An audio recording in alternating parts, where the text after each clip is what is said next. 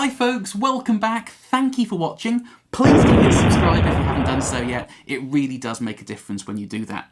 So the rhythm parts for the new song are all done. I've packed the mics down behind me because I kept falling over the things, but it's all in Pro Tools and it's all sounding good, I think.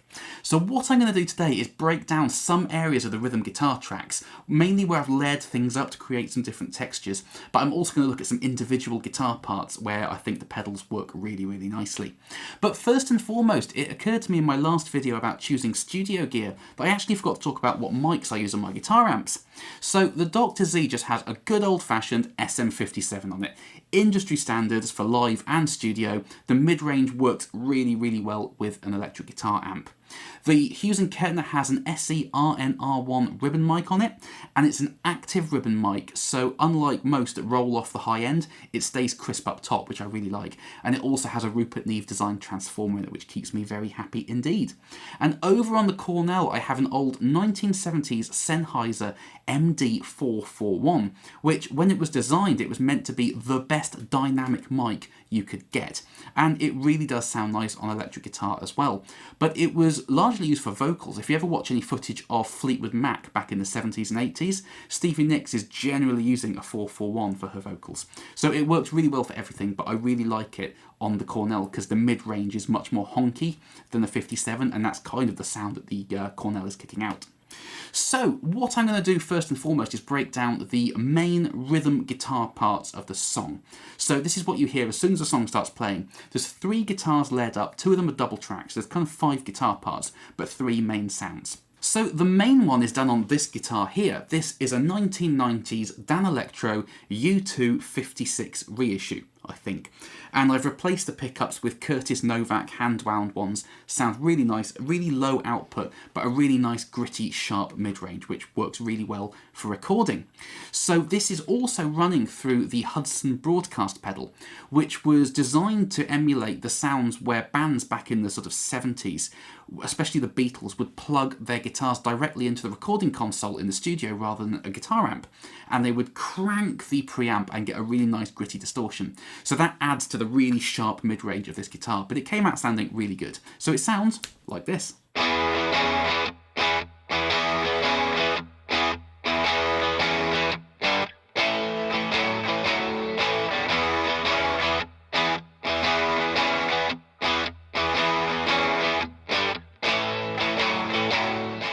Love that guitar sound. On top of that, there's another double-tracked guitar part using this guitar here. So this is one that I've changed up a lot over the years, and it's basically a Fender Esquire. This is a prototype pickup of an old broadcaster pickup made by Matt at Monty's in London. So you can't actually buy these, but I managed to find it on eBay, and it does sound really cool. It's pretty high output, it's about 11 or 12k, but it works really nicely in this guitar. And it's running through this, the fabled Sunface from Analog Man. This is the NKT Germanium red dot version.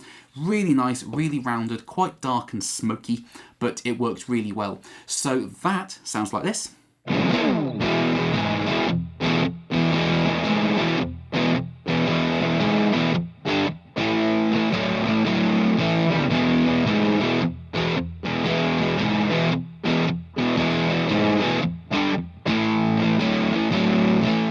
And then on top of that, a single track, so not double track this time, white telly here, which has another Matt at Monty's pickup. So this is a retro winds telly bridge pickup going through my good mate Nick Williams' Ram Fuzz, which is a Ram's Head Big Muff clone.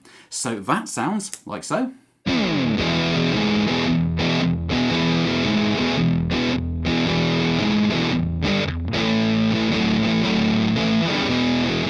And then the 3 of them together, all layered up and sounding nice and fat, sounds like this.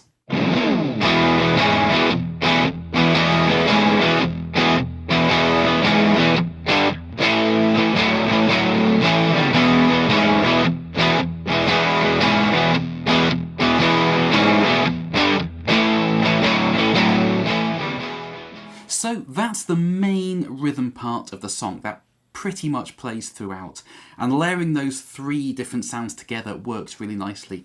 And this is something that I do a lot of, and I think this is very important when it comes to combining anything in the studio really, be it amplifiers or guitars or pedals or whatever, is having parts that kind of complement each other whilst being very different. If you use 10 of the same sort of thing, that'll just layer up and just sound louder. Whereas if you use different types of guitars and different pedals that work together nicely, maybe one has a really fat low end and the other one has a nice bitey mid-range, when you put them together, they kind of slot together as opposed to layering on top of each other, and it works much more nicely.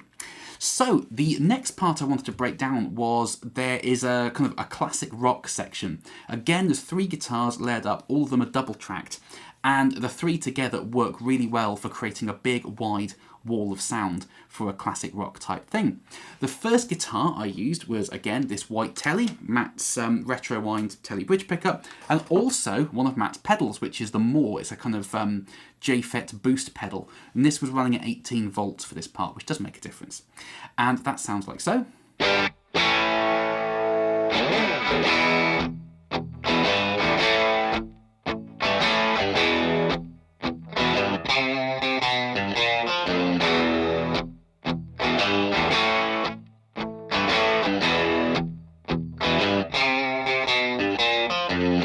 On top of that, we have the P90 Les Paul here. These are bare knuckle Nantucket humbucker sized P90 pickups, and this was running through the BK Butler tube driver, a much more nasally mid-range than the Telly, but as I said, they kind of slot together well. So this guitar sounds like this.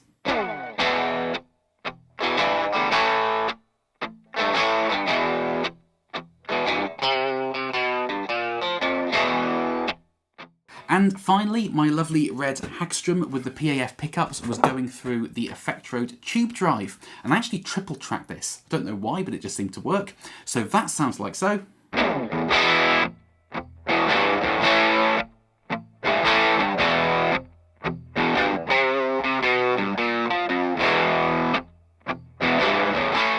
And the 3 of them together to create the big wall of classic rock is this.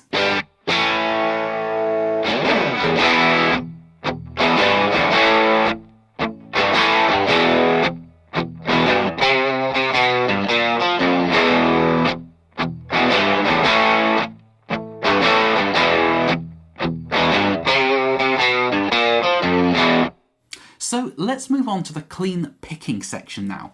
That was mostly done with this guitar here, which is a Gibson SG with Mojo gold foil pickups in it, which are quite thin but have a lovely chime in the high end, a bit like the Filtertrons in my Gretsch.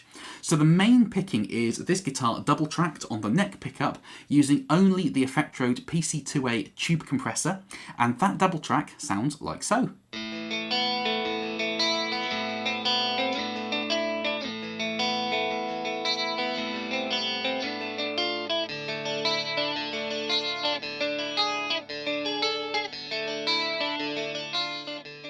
After that, the left side of that double track on the way in was going through the Roland Dimension D rack unit, which is a huge stereo chorusy modulation thing. So that sounds like so.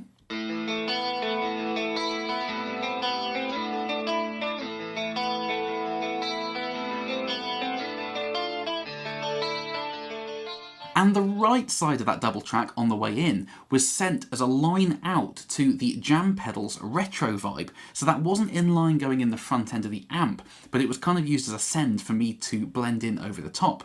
But by doing that and using it as a line signal as opposed to just a high impedance guitar signal, it did become very bright and it got rid of some of that throb, but it really added a nice sparkle to it, which is kind of what I wanted. It worked better for me in this situation doing that, and that again shows there's no real rules. You don't have to put a guitar pedal in line before the amps. You can use it as a line send and get some really cool results. So that sounds like this.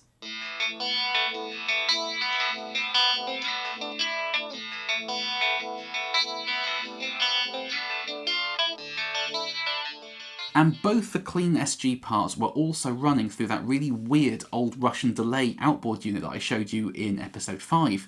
And I set the delay times differently for each and then kind of spread them out into a stereo track. So just the delay, which is quite crackly and dark and gritty, but it sounds really cool, I think, is this.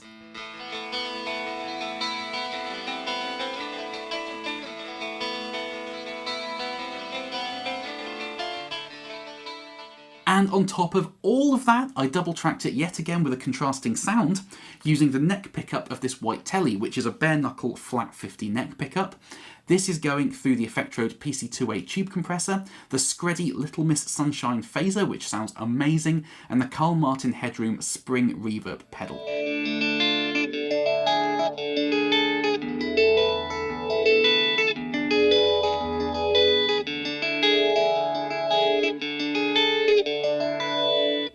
So all of that stuff mixed together into a huge, clean, nice sparkly wall of sound is this.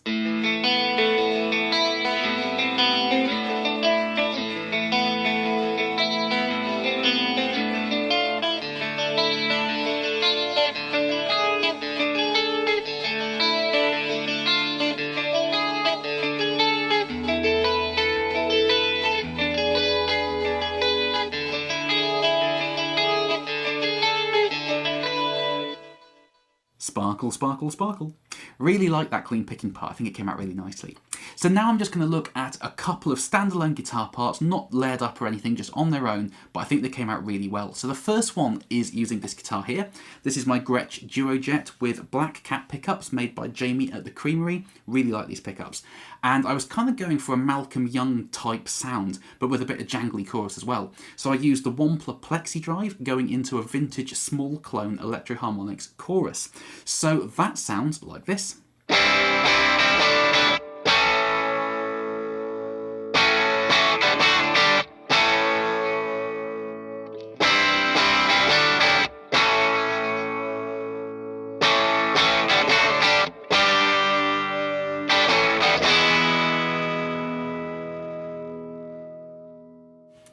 And the last guitar part I want to take a quick look at is using this guitar here again, which is green. It always looks blue on this camera for some reason, but I promise you it's green. And it's running through this pedal here. Now this is the Mid-Valley Effects Fuzz Blast. They sent me this pedal from the States to demo and it never went back. It's really, really good. And the thing I really like about this is when you turn the gain up, it gates. So you can get that really cool sort of gated Velcro type fuzz sound out of this pedal, which was perfect for the stab section because I wanted a really staccato type sound. So that sounds, and it's a terrifying pedal, so watch out for this, like this.